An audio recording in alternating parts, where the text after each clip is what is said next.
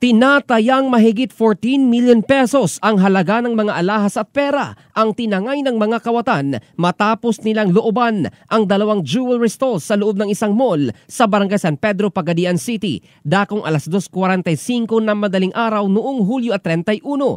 Batay sa investigasyon ng Pagadian City Police Station at sa kuha ng CCTV, tatlong hindi pa nakikilalang mga sospek ang lumusot sa pamamagitan ng isang tunnel sa ground floor ng mall na konektado sa isang pharmacy na nagsilbing entry at exit points ng mga suspect. Pinasok ng mga ito ang dalawang stalls at sa pilitang binuksan ang 4 na vault dahilan upang malimas ang lahat ng laman nitong mga alahas at salapi.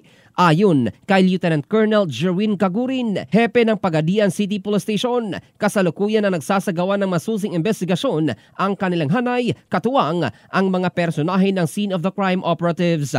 Naglunsad na rin ang manhunt operation ang mga otoridad upang matukoy at madakip ang mga sospek na agad tumakas matapos ang krimen. In the heart of changing lives, ito si Jofel Candado ng Brigada News Philippines, the Music and News Authority.